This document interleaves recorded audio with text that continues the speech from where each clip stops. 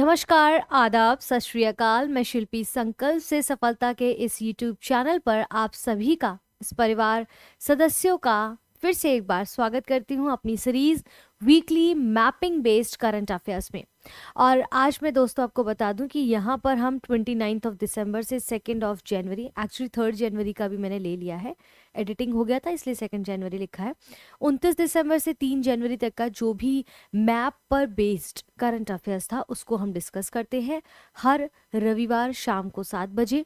तो अगर आपने पिछले वीडियोस नहीं देखे तो जाके देख लीजिए, क्योंकि यूपीएससी प्रीलिम बूस्टर की तरह काम करने वाला है। 2026 में जो बच्चे यूपीएससी की तैयारी कर रहे हैं, प्रीलिम्स का एग्जाम देना चाहते हैं, उनके लिए बहुत मददगार साबित होगा। और एमसीक्यूज भी इसको यहाँ पर हम सॉल्व कराएंगे। चलिए अब हम आगे बढ़ते हैं। आज का अपना पहला टॉपिक क्या रहने वाला है? कांगेर घाटी राष्ट्रीय उद्यान। ठीक है, ये एक वैली है, नेशनल पार्क है, जो अभी चर्चा में बनी हुई है। क्यों चर्चा में है, खबर में क्यों है, और जैसा कि मैंने कहा था कि सोर्स कहाँ से लिया है और क्या विषय है उसको हम समझेंगे। तो मैपिंग बेस्ड है तो सारा विषय मैपिंग रहेगा। ये खबरों में क्यों है, तो छत्तीसगढ़ सरकार ने wild life institution of India यानी कि WII के मदद से कांगेर घाटी राष्ट्रीय उद्यान में क्या किया है, जैव विविधता सर्वेक्षण शुरू किया है। अब देखिए टर्मोलॉजी भी साथ में समझते चलिए, लोकेशन को भी हम समझेंगे, धीरे धीरे आगे बढ़ेंगे। जैव विविधता सर्वेक्षण मतलब किसी पर्टिकुलर क्षेत्र की जीव जंतुओं और पौधों की पूरी जानकारी इकट्ठा करना क्या कहलाता है, जैव विविधता सर्वेक्षण। ठीक है, बायोडाइवर्सिटी सर्वे की बात कर रहे हैं, ताकि इसे यूनेस्को की विश्व धरोहर स्थल के रूप में मान्यता दिलाई जा सके। किसको? कांगेर घाटी राष्ट्रीय उद्यान को। ठीक है, तो यहाँ पर ये इसलिए इंपॉर्टेंट है, क्यों चर्चा में आया हमने समझा। हमारे लिए क्या है, कांगेर वैली नेशनल पार्क जो बायोडाइवर्सिटी फॉरेस्ट विद केव्स यहाँ पर आपको बस्तर छत्तीसगढ़ में देखने को मिलता है। ये आपके छत्तीसगढ़ के बस्तर में है ये। ठीक है, रायपुर इसकी वो है राजधानी। ठीक है, तो कांगेर वैली नेशनल पार्क मध्य भारत का एक अत्यंत जैव विविधता समृद्ध बायोडाइवर्सिटी यहाँ पर बहुत ज़्यादा पाई जाती है। और ये घने जंगलों में जैसे चूना पत्थर, लाइम स्टोन जिसको कहते हैं, कि गुफाएं हैं, झरने हैं, बहुत तरह की पारिस्थितिकी तंत्र के लिए रायपुर जो है छत्तीसगढ़ में जो बस्तर है वो बहुत फेमस है। ठीक है, ये छत्तीसगढ़ में है जैसा कि मैंने बताया, जगदलपुर से लगभग 24 किलोमीटर दक्षिण पूर्व में। फिलहाल हमारे लिए क्या इंपॉर्टेंट है, डेक्कन जैव भौगोलिक क्षेत्र में स्थित है। नाम कांगेर नदी के नाम पर, यहाँ पर एक नदी बहती जिसका नाम है कांगेर नदी, उसके नाम पर, उस उद्यान से होकर बहती, इसलिए इसका नाम कांगेर घाटी रखा गया है। ठीक है, नदी के नाम पर यहाँ पर रखा। कांगेर नदी कहाँ की है? ये छत्तीसगढ़ में जो बहती है, बस्तर की साइड। ठीक है, अब इसकी ये वैली की जो बात कर रहे हैं, ये घाटी क्यों इंपॉर्टेंट, इसकी कुछ विशेषताएं होंगी। लगभग 200 वर्ग किलोमीटर में फैली हुई है। अगर इसकी भू आकृति देखें इस घाटी वैली की, तो समतल मैदान है, यहाँ पर तीखी ढलानें हैं, काफ़ी पठार हैं, घाटियाँ और नालों का एक मिश्रण देखने को मिलता है इस जगह पर। और जलतंत्र ऐसा है कि मौसमी व स्थायी धाराएं हैं जो कांगेर नदी में मिलती है। ये सारी परिस्थितियाँ जैव विविधता के लिए, बायोडाइवर्सिटी के लिए बहुत अनुकूल है। ठीक है, भू आकृतिक विशेषताएं जैसे प्रसिद्ध लाइमस्टोन गुफाएं यहाँ पर कोटुमसर और कैलाश, यहाँ पर आप देख लीजिए, बड़ी सुंदर गुफाएं इस प्रकार से देखने को मिलती हैं यहाँ पर, बड़ी विचित्र और विभिन्न तरीके से। ठीक है, जिस कारण से ये जो है इसको यूनेस्को के विश्व धरोहर स्थल की सूची में घोषित करने की बात हो रही है। ये गुफाएं भारत व दक्षिण एशिया की सबसे जैव विविधता गुफा प्रणालियों में से एक गिनी जाती है। किसकी बात कर रही हूँ मैं? इन गुफाओं की, जहाँ पर बहुत सारी जो है जैव विविधताएं पाई जाती हैं। वनस्पति और जीव जंतु बहुत पाए जाते हैं, जैसे घने साल और मिश्रित वन यहाँ मिलते हैं। वस्तर हिल मैना जो छत्तीसगढ़ का राज्य पक्षी है ना, यहाँ पर ज्यादातर पाया जाता है। ठीक है, छत्तीसगढ़ का राज्य पक्षी, वाइल्ड ऑफ लाइफ छत्तीसगढ़।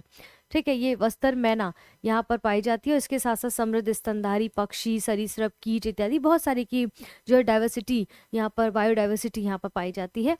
ठीक है, बीच में कभी ब्लर होता है तो आप मुझे कमेंट कर दिया करिए। इसके बाद यहाँ पर दृश्य आकर्षण देखने लायक क्या क्या चीजें हैं, जैसे तीरथगढ़ जलप्रपात है, घाटियां हैं, लहरदार वन परिदृश्य है। तो ये सब आपको किसके अंतर्गत ये देखने को मिलता है? कांगेर वैली नेशनल पार्क जो बायोडाइवर्स फॉरेस्ट विद केव्स के साथ यहाँ पर देखने को मिलता है, छत्तीसगढ़ के बस्तर में। ठीक है, बस्तर जिले में। यहाँ तक क्लियर है, हमने मैप पर समझा। और प्रेजेंट टाइम में क्या स्थिति है, तो 1982 में राष्ट्रीय उद्यान में घोषित किया गया था तत्कालीन मध्य प्रदेश राजपत्र के अनुसार। ठीक है, इसको, यही वैली को ठीक है, किसके अंतर्गत किया गया था, राष्ट्रीय उद्यान घोषित किया गया था। और जगदलपुर वन्यजीव सर्कल के अंतर्गत ये प्रबंधन है। कोटमसर और कोलिंज रेंज में ये आता है। यूनेस्को की टेंटिव यानी कि अस्थायी सूची में इसको शामिल किया गया है, अस्थायी सूची में इसको शामिल किया गया है। पहला टॉपिक समझ आया आपको मैप के थ्रू। अब यहाँ पर आगे बढ़े इससे पहले एक और इन्फॉर्मेशन दे देती हूँ। प्रीलियम बूस्टर जो वीकली करंट अफेयर्स बेस्ड चलाया जा रहा है, हम जो अभी पढ़ रहे हैं वो है मैपिंग बेस्ड करंट अफेयर्स। ये है वीकली करंट अफेयर्स जिसमें हम पॉलिटी हो, ज्योग्राफी हो, मिसलेनियस हो, साइंस एंड टेक हो, आर्ट एंड कल्चर हो, एनी करंट अफेयर्स किसी भी विषय से जो आपका यूपीएससी डिमांड करता है या फिर स्टेट पीसीएस डिमांड करता है, उसके अनुसार जो करंट अफेयर्स इंपॉर्टेंट रहता है पूरे हफ्ते में, उसको हम यहाँ पर डिस्कस करते हैं। ये करते हैं शनिवार की सुबह 10 बजे, ठीक है, शनिवार की सुबह 10 बजे। तो ये वीडियो भी आ चुका है, इसमें हमने 29 दिसंबर से 3 जनवरी के करंट अफेयर्स को पूरी तरह कवर किया है, तो इसको भी जाके आप देख लीजिएगा। और जो अभी मैपिंग बेस्ड पढ़ा रही हूँ वो आता है शाम को 7 बजे हर संडे को, उसमें पूरे हफ्ते का मैपिंग बेस्ड करंट अफेयर्स रहता है। अगला टॉपिक है कोलेरू झील। अब ये खबरों में क्यों है, पहले हम ये समझते हैं। कोलेरू झील इसलिए खबरों में है क्योंकि यहाँ बनने वाली पारंपरिक काली सूखी मछली ब्लैक ड्राइड फिश मिलती है, बहुत पाई जाती है, ठीक है। ये देखेंगे नेशनल और इंटरनेशनल जो मार्केट्स है उसमें बहुत अच्छी वैल्यू का प्रोडक्शन बनकर ये उभरी है, जिससे सैकड़ों स्थानीय परिवारों की आजीविका को ही चला रही है। तो कोलेरू लेक आपका ये आंध्र प्रदेश में यहाँ पर आती है, ठीक है, मैप में ये कोलेरू झील यहाँ पर है। और ये आप देखेंगे ये कोलेरू लेक जो है भारत की सबसे बड़ी मीठे पानी की झील में से एक है। और ये अपनी समृद्ध बायोडायवर्सिटी, मत्स्य संसाधन और एक महत्वपूर्ण आर्द्र भूमि यानी कि वेटलैंड पारिस्थितिकी तंत्र के लिए बहुत प्रसिद्ध है कोलेरू लेक, ठीक है, कोलेरू लेक। क्लियर है यहाँ तक? आप कह रहे हैं कि इसकी स्थिति क्या है, ये आंध्र प्रदेश में ये लेक है आपकी, ये झील है। और ये कृष्णा और पश्चिमी गोदावरी नदी अगर आप देखेंगे, ठीक है, पश्चिमी ये गोदावरी और कृष्णा नदी और गोदावरी नदी देखेंगे, इसके बीच में आप देखेंगे झील अक्सर देखने को ये वाली मिलती है। कृष्णा और गोदावरी नदियों के बीच के इंटर डेल्टाई क्षेत्र में स्थित है, ठीक है, इंटर डेल्टाई क्षेत्र के अंतर्गत स्थित है। ये मौसमी नालों, सिंचाई नहरों, जल निकासी तंत्र से इसका जल प्राप्त होता है इस झील को। और दोनों नदियों के लिए प्राकृतिक बाढ़ संतुलन जलाशय का कार्य भी करती है, प्राकृतिक बाढ़ संतुलन जलाशय का भी ये काम करती है, ठीक है। इसको थोड़ा और अलग तरीके से हम यहाँ पर समझने का प्रयास करते हैं, ठीक है। अब जैसे यहाँ पर आप क्या देखेंगे कि एक सेकेंड रुकिएगा, यहाँ पर देखिए, ठीक है, कुछ पिक्चर मैंने दी हुई है यहाँ पर, ठीक है। इसको हिस्टोरिक ड्रेनेज एरिया है ये आपका, बेसिकली ये इंटैक्ट वेटलैंड्स है, ये आर्द्र भूमियाँ हैं आपकी, ठीक है।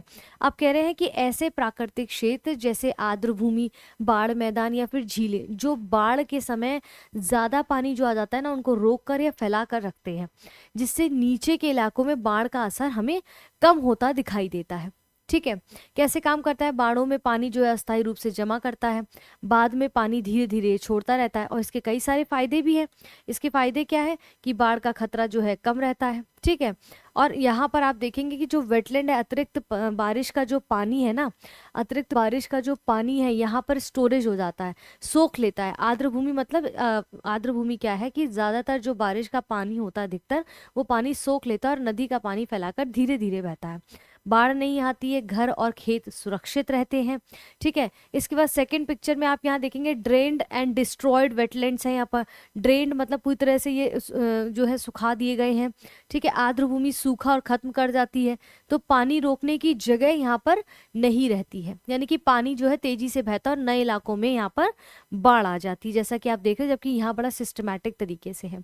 क्लियर है यहाँ तक? क्लियर है यहाँ पर यही चीज कह रहे हैं कि प्राकृतिक बाढ़ संतुलन जलाशय का ये कार्य करती है दोनों नदियों के लिए। ये झील, ये कौन सी झील की बात कर रहे हैं हम, कोलेरू झील की बात कर रहे हैं। क्लियर है यहाँ तक?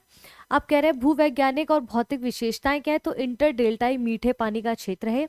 ये झील दो बड़ी नदियों जैसे कृष्णा और गोदावरी, इसके बीच में डेल्टा के बीच ये स्थित है, इसलिए इसमें बारिश के मौसम में पानी जमा हो जाता है और जमीन के अंदर पानी यानी कि भूजल भरने में काफी मदद मिलती है, तो इसलिए इंपॉर्टेंट है, ठीक है। उथली आर्द्र भूमि यानी कि कम गहराई, तो झील ज्यादा गहरी नहीं है और काफी फैली हुई है, इसलिए यहाँ पर मछली उत्पादन, मछली पालन जो है अच्छा होता है और पक्षियों के रहने के लिए भी ये जगह काफी उपयुक्त मानी जाती है, आर्द्र भूमि। ठीक है, बाढ़ नियंत्रण में मदद कैसे होती है? जब मानसून आता है ना, उस समय पे जो अधिक अतिरिक्त पानी होता है उसको अपने अंदर रोक लेती है, जिससे तटीय आंध्र प्रदेश के बाढ़ का असर कम हो जाता है। जो तटीय आंध्र प्रदेश का बाढ़ का असर है ना, वो अंदर आने में जो है यहाँ पर कम हो जाता है इस प्रकार से।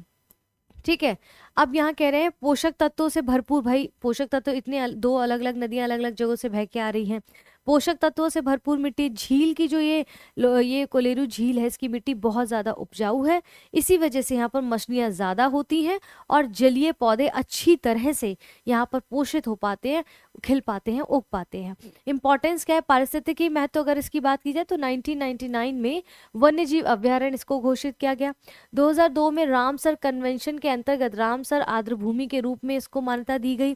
ठीक है, रामसर कन्वेंशन की जो यहाँ पर बात कर रहे हैं उसको थोड़ा सा यहाँ पर समझ लेते हैं। ठीक है, रामसर कन्वेंशन क्या है? बेसिकली रामसर कन्वेंशन एक अंतर्राष्ट्रीय समझौता है जिसका उद्देश्य क्या होता है कि वेटलैंड्स जैसे कि झील यानी कि आर्द्र भूमि जैसे झील, दलदल, नदी, डेल्टा, ठीक है, इनका संरक्षण करना, इनको समझदारी से यूज करना है। बेसिकली रामसर कन्वेंशन की शुरुआत 1971 में हमें देखने को मिलती है और इसका स्थान क्या है? रामसर शहर जो कि ईरान में है। क्यों जरूरी पड़ा? क्योंकि पक्षियों और जलीय जीवों का संरक्षण करने के लिए, बाढ़ जो है नियंत्रित करने के लिए, जल का शुद्धिकरण करने के लिए, ठीक है, जल का शुद्धिकरण करने के लिए और जैव विविधता की रक्षा करने के लिए। बेसिकली सिंपल भाषा में समझे तो जो आर्द्र भूमि है, जो वेटलैंड्स है, वो बहुत खास और उपयोगी होते हैं। उन्हें रामसर साइट घोषित करके अंतर्राष्ट्रीय स्तर पर सुरक्षित किया जाता है। बेसिकली तो ये यहाँ पर कह रहे हैं। ठीक है, इसका ये रामसर कन्वेंशन क्या है मैंने आपको बताया। लगभग 2 करोड़ यानी कि 20 मिलियन स्थानीय प्रवासी पक्षियों का जो आवास है ना, वो यहीं देखने को मिलता है। जैसे पेलिकन, स्टार्क, आइबिस, ये सारे कई सारे ऐसे पक्षी हैं, उनके नाम दिए गए हैं। जैव विविधता हॉटस्पॉट अगर देखें तो लगभग 90% प्रजातियों की जो मछलियां हैं ना और विविध जलीय वनस्पतियां, जीव हैं, जंतु हैं, वो ज्यादातर आपके इसी कोलेरू झील की साइड देखने को मिलते हैं। यहाँ पर क्लियर है? समझ आ गया? यहाँ पर क्लियर हो गया? मैप में हमने देखा कहाँ है ड्रेनेज एंड डिस्ट्रॉय वेटलैंड्स कैसे होते हैं, इंटैक्ट वेटलैंड्स क्या है, ये हमने समझा यहाँ पर और इसके मैपिंग के थ्रू समझने का प्रयास किया किस नदियों के बीच में ये अवस्थित है। आते हैं बाल्टिक सागर, ये आपका डीडी न्यूज में दिया था ये। ठीक है, बाल्टिक सागर, फिनलैंड ने क्या किया है? बाल्टिक सागर में एक जहाज को जब्त कर लिया है। फिनलैंड ने बाल्टिक सागर में एक जहाज को, ठीक है, फिनलैंड ने क्या किया है? बाल्टिक सागर जो आपका ये बाल्टिक सी है ना, इसमें एक जहाज जा रहा था, उसको यहाँ पर जब्त कर लिया है। ठीक है, और शक है कि इस जहाज ने समुद्र के नीचे, ये जो आपका बाल्टिक सी है इसके नीचे, ऐसा शक है कि नीचे जो बिछी टेलीकॉम केबल है ना उसको नुकसान पहुंचाने का काम किया है। ये टेलीकॉम केबल कैसे काम करता है? ये इंटरनेट कॉल और डेटा के जो संचार है उसके लिए बहुत ज़्यादा उपयोगी है, ज़रूरी है। तो उनको लगता है इसको जो है नुकसान पहुंचाया किसी जहाज ने, एक जहाज को पकड़ा है। यूक्रेन युद्ध के बाद ऐसा पहली बार देखा गया कि यूक्रेन युद्ध में ऐसी केबलों को, जो केबल्स बिछी हुई हैं, ऐसी केबल्स जो बिछी हुई हैं, उनको डिस्टर्ब किया गया था यूक्रेन युद्ध में। उसके बाद देखा कि अब ऐसी घटना फिर हुई है। इसी वजह से नाटो सतर्क है और सुरक्षा बढ़ा दी गई है। यहाँ पर नाटो सतर्क है और यहाँ पर सुरक्षा जो है बढ़ा दी गई है। ठीक है, यहाँ पर नाटो जो है इसने सुरक्षा यहाँ पर बढ़ा दी है। ठीक है, तो यहाँ तक समझ आ रहा है? एक सेकेंड, देखिए इस तरह से पहले भी मैंने जो है टॉपिक्स को कराया, अगर आपने नहीं देखा है तो जाके कर लीजिए। क्योंकि और जब मैं ये पढ़ा रही होती हूँ तो ध्यान रखिए कि आपको अपना एटलस साथ में रखना है। बेसिकली नाटो की जो ये बात कर रहे हैं, ये देश एक कई सारे देशों का एक सैन्य संगठन है। ठीक है, जिसका पूरा नाम क्या है? North Atlantic Treaty Organization. पूरा नाम क्या है? North Atlantic Treaty Organization. और 1949 में ब्रसेल्स जो है बेल्जियम में इसका मुख्यालय, इसको स्थापित किया गया था। उद्देश्य क्या है अब इसका नाटो का? ये नाटो क्या काम करता है? तो ये किसी एक सदस्य देश पर हमला होता है तो उसी सभी देशों पर हमला, इसको जो है अगर कोई एक देश पर हमला कर रहा है तो वो हमला सभी देशों पर, नाटो के जितने भी सदस्य होंगे उन पर हमला माना जाएगा बेसिकली। ठीक है, तो नाटो क्या है? एक सुरक्षा समूह है जो जहां देश मिलकर एक दूसरे की रक्षा का वादा करते हैं।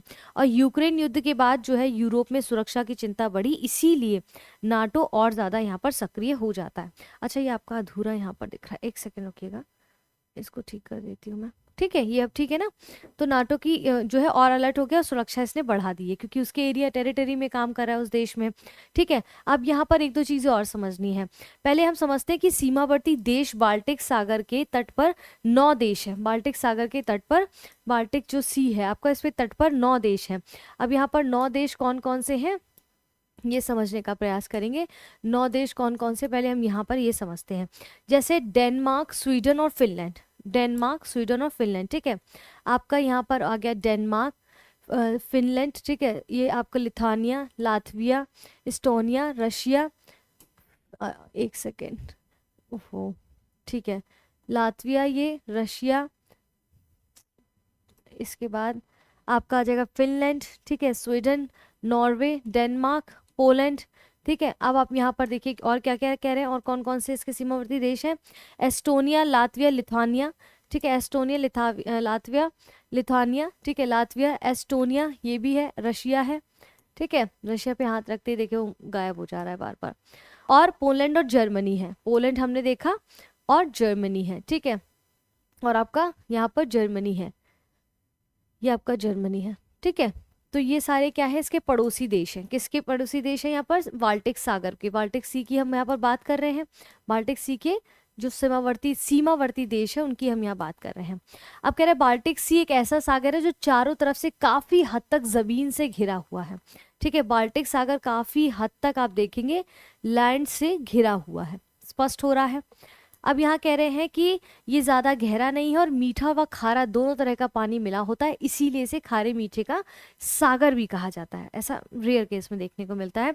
ये उत्तरी अटलांटिक महासागर से जुड़ा हुआ है और दुनिया का सबसे बड़ा ब्रैकिश यानी कि खारा मीठा जल क्षेत्र माना जाता है बाल्टिक सी को। स्थिति क्या, उत्तरी यूरोप में स्थित है, हमने देखा कि उत्तरी यूरोप में स्थित है। ठीक है, इसके बाद दक्षिण पश्चिम में दक्षिणी डेनमार्क से लेकर उत्तर में आर्कटिक सर्कल के पास तक फैला है। नॉर्थ सी के सक्रिय जलडमरू के मध्य के जरिए ये जुड़ा है, नॉर्थ सी में सक्रिय जलडमरू के जरिए ये जो है जुड़ा हुआ है। और यहाँ पर कह रहे हैं कि ये जो आप देखेंगे ऑरिसेंट और ग्रेट बेल्ट और लिटिल बेल्ट से ये जुड़ा हुआ है। बेसिकली सिंपल भाषा में समझे तो ये तीनों क्या है, ये तीनों आपके जल डमरू मध्य हैं। ठीक है, यानी कि स्ट्रेट्स हैं जो बाल्टिक सागर को नॉर्थ सी से जोड़ते हैं। जो ऑरिसेंट है, ये जो ऑरिसेंट आप देख रहे हैं ये बेसिकली डेनमार्क और स्वीडन के बीच स्थित एक सकरा समुद्री रास्ता है। ग्रेट बेल्ट की अगर बात की जाए तो डेनमार्क के 2 बड़े द्वीपों के बीच स्थित एक चौड़ा जलमार्ग है बेसिकली ये। और वहीं लिटिल बेल्ट की अगर बात की जाए तो लिटिल बेल्ट अगर आप देखेंगे तो डेनमार्क के जो मुख्य भूभाग होता है, ठीक है, डेनमार्क का जो मुख्य भूभाग है और द्वीप के बीच में स्थित संकरा एक राज्य के रूप में आप देख पाते हैं इसे। ठीक है, बेसिकली सिंपल सी बात ही, जो मेन है मोटा मोटा हमें समझना है कौन कौन से देश हैं। इनमें से 8 देश जो है नाटो के सदस्य देश हैं, इसलिए इसका भू राजनीतिक महत्व बहुत ज्यादा बढ़ जाता है। इसीलिए यहाँ पर बात करें कि इसी वजह से नाटो जो है सतर्क हो जाता है, नाटो जो है यहाँ पर सतर्क हो गया है। ठीक है, अब यहाँ पर ये देख लिया हमने। अब इसमें यहाँ पर और चलते हैं। इसकी मुख्य भाषाएं क्या, विशेषताएं क्या है, जैसे कम लवणता है, खारा मीठा पानी, तो लवणता कम है इसलिए खारापन कम होगा इसमें, इसलिए मीठा भी है। तो बाल्टिक सागर का नॉर्थ सी कम संपर्क में है, इसमें विस्तुला व ओडर जैसी नदियों का बहुत सा मीठा पानी आता है, इसलिए इसका पानी ज़्यादा खारा नहीं होता है। नॉर्थ सी, यहाँ पर देखेंगे वेलिस्टिक में नॉर्थ सी की जो यहाँ पर बात कर रहे हैं, ठीक है, उनकी वहाँ से नदियाँ जो आती है उसके कारण से इसका पानी थोड़ा सा मीठा हो जाता है। और उथला समुद्र तल, सागर ज़्यादा गहरा नहीं है ये, इसलिए नीचे बिछी केबल और पाइपलाइन को नुकसान पहुंचाने का खतरा ज़्यादा यहाँ बना रहता है, इसी की सुगबुगाहट बनी हुई है, इसलिए चर्चा में है।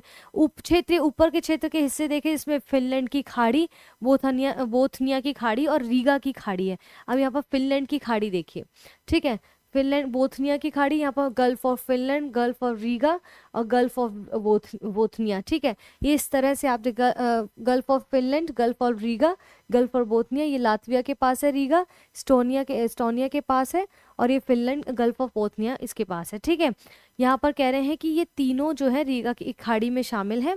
साथ ही कैटेगट और साकागेराक जैसे जलडमरू मध्य भी हैं। यहाँ पर कैटेगट, साकागेराक जैसे जलडमरू मध्य भी यहाँ पर आपको देखने को मिलते हैं। स्पष्ट है, क्लियर है यहाँ पर। रणनीतिक इंफ्रास्ट्रक्चर केंद्र की अगर बात की जाए तो क्यों इंपॉर्टेंट है, यहाँ से ऊर्जा पाइपलाइन, बिजली के तार और टेलीकॉम केबल गुजरते हैं जो कि कई देशों के लिए बहुत आवश्यक है, इसलिए ये थोड़ा सा और चिंता का विषय भी बना हुआ है जो छेड़छाड़ देखी गई है। ठीक है, कई देशों के लिए बहुत ज़रूरी ठंडी जलवायु यहाँ पाई जाती है, जैसे सर्दियों में खासकर बोथनिया की खाड़ी और फिनलैंड की खाड़ी के कुछ हिस्से जो है बर्फ बन जाते हैं। फिनलैंड और बोथनिया की खाड़ी जो है, देखिए बोथनिया की खाड़ी और फिनलैंड की खाड़ी मोस्टली आप देखेंगे बर्फ बन जाते हैं एकदम, यहाँ का पानी एकदम जो है जम जाता है, बर्फ बन जाता है। ठीक है, सर्दियों में तो ठंडी जलवायु यहाँ पर इत्यादि पाई जाती है।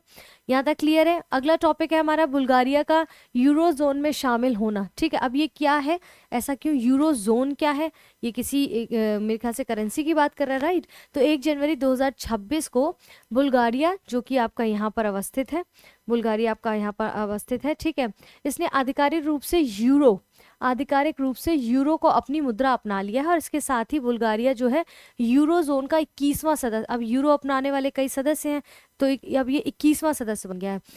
इसकी जो पुरानी करेंसी थी बुल्गारिया की लेव, उसका उपयोग इसने समाप्त कर दिया है। ऐसा क्यों, क्या है ये देखते हैं, क्या क्यों इंपॉर्टेंट है ये। पहले तो हमने देखा बुल्गारिया यहाँ पर अवस्थित है, ठीक है, ये यहाँ पर देख सकते हैं, इधर आपका ब्लैक सी है।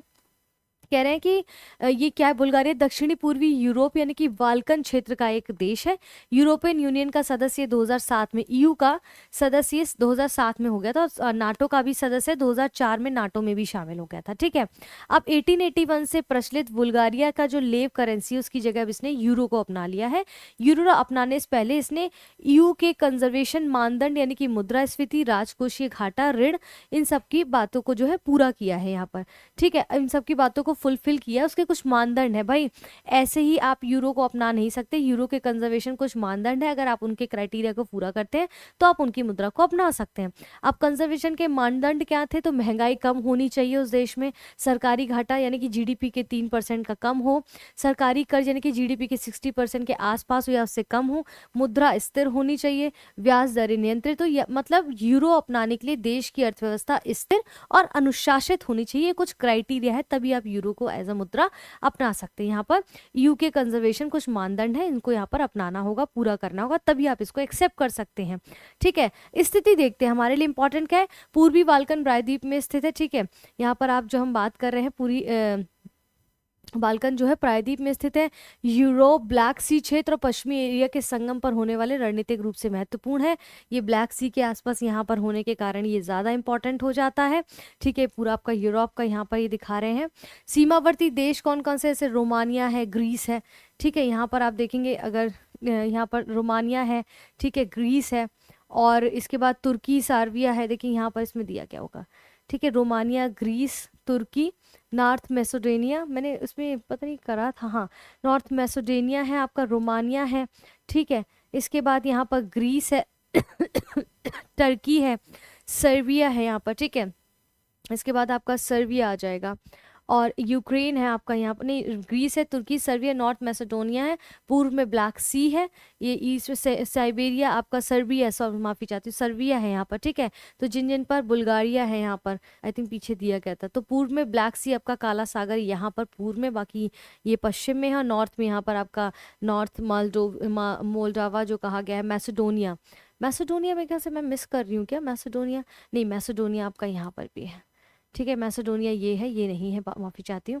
ठीक, तो ये ब्लैक सी इस तरीके से यहाँ पर सीमावर्ती देश रोमानिया, ग्रीस, तुर्की, सर्बिया, नॉर्थ मैसेडोनिया है और पूर्व में आपका काला सागर है, ईस्ट में इसके। ठीक है, अब यहाँ पर ये भी देखिए द बाल्कान्स आपको दिया गया है, इसके बाद हम यहाँ पर पढ़ेंगे। इसकी भौगोलिक विशेषता क्या है, डेन्यूवेनियन मैदान है उत्तर में, उपजाऊ कृषि क्षेत्र से संबंधित है। बाल्कन पर्वत श्रृंखला है जो ईस्ट और वेस्ट दिशा में फैली है। रीला रोडे पे पर्वतमाला जो कि दक्षिण में माउंट मुसाला बाल्कन क्षेत्र की सबसे ऊंची चोटी है, इंपॉर्टेंट है। ब्लैक सी तटरेखा बंदरगाह, पर्यटन और व्यापार के लिए बहुत ज़्यादा महत्वपूर्ण है, हम सबको पता है। तो इस तरह से डेवेन्यू मैदान यहाँ पर देखिए डेन्यूब रिवर पर आपका डेन्यूब जो है मैदान यहाँ पर आपको देखने को मिलेगा। द बाल्कन्स, अगर हम देखें बाल्कन पर्वत श्रृंखला पूर्व पश्चिम दिशा में फैली हुई है, तो द बाल्कन यहाँ पर जो आपको देखने पूर्व पश्चिम दिशा में पूरी तरीके से फैली हुई है। ठीक है, रीला रोड में पर्वतमाला इस प्रकार से है, जो इंपॉर्टेंट हमने देखा है उसको। अब यूरोजोन के बारे में थोड़ा सा पढ़ लेते हैं यहाँ पर। जैसे यूरोजोन उन यानी कि यूरोपियन यूनियन देशों का समूह है जो यूरो को अपनी आधिकारिक मुद्रा मानते हैं। ठीक है, साझी मुद्रा नीति का ये पालन भी करते हैं। एकल मुद्रा यूरो है, यूरोपियन सेंट्रल बैंक द्वारा साझा जो मौद्रिक नीति है। ठीक है, मॉनेटरी पॉलिसी है, देशों के बीच मुद्रा बदलने का खर्च नहीं है ये। वस्तुओं, सेवाओं और पूंजी और श्रम की मुक्त आवाजाही के लिए ये जो है इसकी विशेषता यूरो की है। सदस्य देशों को ईसीबी की गवर्निंग काउंसिल में प्रतिनिधित्व भी मिलता है अगर वो यूरो को अपनाते हैं, इस एकल मुद्रा को। ठीक है, अब आते हैं हम अपने प्रश्नों पर आज का। तो हमने कुछ टॉपिक थे जो एक हफ्ते में इंपॉर्टेंट रहे हैं, मैप पर बेस्ड उनको मैपिंग के थ्रू समझने का प्रयास किया है। अच्छा, यहाँ पर एक दो चीज़ें जो है मैंने सोचा था आपको बता दूंगी, वो आई थिंक मिस हो गया या फिर देखते हैं। ठीक है, जैसे एक बीच में यूनेस्को का नाम आया था। ठीक है, यूनेस्को का नाम आया था, याद होगा बीच में। इससे आगे बढ़ने से पहले मैं थोड़ा पीछे चलना चाहूँगी। यूनेस्को का नाम बहुत स्टार्टिंग में आया था, मैं उसको चाहती हूँ कि वो मिस ना हो। ठीक है, यूनेस्को का नाम आया था यहाँ पर। हाँ, यूनेस्को की टेंटिव अस्थायी सूची में शामिल है। तो यूनेस्को को भी साथ में समझ लीजिए। रामसर स्थल को तो हमने समझा था। यूनेस्को में आप देखेंगे कि United Nation Educational Scientific and Cultural Organization की बात करता है। सिंपली सी हम समझते हैं इसको कि ये 1945 में इसको बनाया गया था। इसका जो मुख्यालय है पेरिस, फ्रांस में है, और इसका काम है शिक्षा, विज्ञान और संस्कृति विरासत की रक्षा करना बेसिकली। ठीक है, और यूनेस्को एक्चुअली क्या करता है, विश्व धरोहर स्थल की वर्ल्ड हेरिटेज साइट्स घोषित करता है। शिक्षा और साक्षरता को बढ़ावा देना, संस्कृति और भाषाओं की रक्षा करना, विज्ञान और रिसर्च में अंतर्राष्ट्रीय सहयोग बढ़ाना। भारत में अगर हम इस तथ्यों को देखते हैं तो भारत के कई स्थल जो हैं यूनेस्को की विश्व धरोहर सूची में शामिल है, जैसे कि आपका ताजमहल। अब यहाँ कह रहे हैं यूनेस्को की टेंटिव अस्थायी सूची में इसको शामिल किया गया है। तो यूनेस्को क्या है उसको भी हमने साथ में देख लिया है। अंततः हम यहाँ पर आते हैं, अपने प्रश्नों को आज के करते हैं। जो हमने MCQs की बात की थी उसको यहाँ पर देखते हैं। बुल्गारिया की भौगोलिक विशेषताओं के संदर्भ में निम्नलिखित कथनों पर विचार करना है। पहला कथन है डेन्यूबियन मैदान देश उत्तर में स्थित एक उपजाऊ कृषि क्षेत्र है। बाल्कन पर्वत श्रृंखला उत्तर दक्षिण दिशा में फैली है। तीसरा है माउंट मुसाला बाल्कन क्षेत्र की सबसे ऊंची चोटी है। सही कथन चुनना है, केवल एक और दो, केवल एक और तीन, दो और तीन, एक, दो और तीन। इस प्रश्न का उत्तर यहाँ पर क्या होगा? इस प्रश्न का उत्तर क्या होगा? जो अभी पढ़ाया है उसी से प्रश्न बने हैं, उससे बाहर का नहीं है। ठीक है, भौगोलिक स्थिति की यहाँ बात करें तो I think option 2 is correct है। दो गलत है, बी, माफी चाहती हूँ, यहाँ पर बी ऑप्शन ठीक है। पहला और तीसरा यहाँ पर करेक्ट है, जबकि दूसरा गलत है। बाल्कन पर्वत श्रृंखला उत्तर दक्षिण दिशा में फैली है, ये कह रहा है कि बाल्कन जो है पर्वत श्रृंखला पूर्व पश्चिम दिशा में फैली हुई। बाकी के दोनों कथन करेक्ट है। बाल्टिक सागर के बारे में यहाँ पर बताना है। पहला कथन है ये उत्तरी अटलांटिक महासागर की एक शाखा है। ये पूर्णतः पूरी तरीके से खारे पानी वाला सागर है, अभी मैंने पढ़ाया था। इसे दुनिया का सबसे बड़ा ब्रैकिश यानी कि खारे मीठे जल क्षेत्र माना जाता है। कौन से कथन सही है? एक और दो, एक और तीन, दो और तीन, एक, दो और तीन। बताइए कौन सा? मेरे ख्याल से देखिए दूसरा तो पूरा खारे पानी का, ये तो गलत है। पहला और तीसरा सही हो सकता है। देखिए इस प्रश्न का उत्तर क्या होगा? Option B. हाँ, option B is correct answer. दूसरा गलत है, पूरी तरह खारे पानी की थोड़ी ना है, ये तो ब्रैकिश है यानी कि खारे और मीठे जल क्षेत्र माना जाता है बाल्टिक सागर को। ठीक है, इसके बाद कांगेर घाटी राष्ट्रीय उद्यान के संदर्भ में निम्नलिखित कथनों पर विचार करें। पहला कथन है ये छत्तीसगढ़ के बस्तर जिले में स्थित है। ये डेक्कन जैव भौगोलिक क्षेत्र का हिस्सा है। इसका नाम इंद्रावती नदी के नाम पर रखा गया है। उपरोक्त में से कौन से कथन सही है? केवल एक, केवल एक और दो, दो और तीन, एक, दो और तीन। तो इस प्रश्न का उत्तर क्या होगा? कांगेर राष्ट्रीय उद्यान के संदर्भ में कहाँ कहाँ पर है, कैसे अवस्थित है?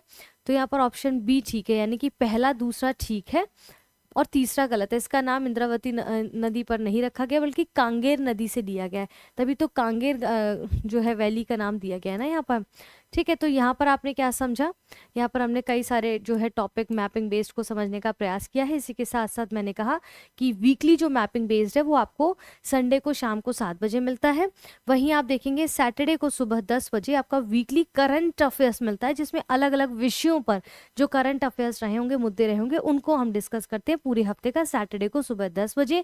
मैपिंग बेस्ड रविवार को यानी कि संडे को शाम को 7 बजे।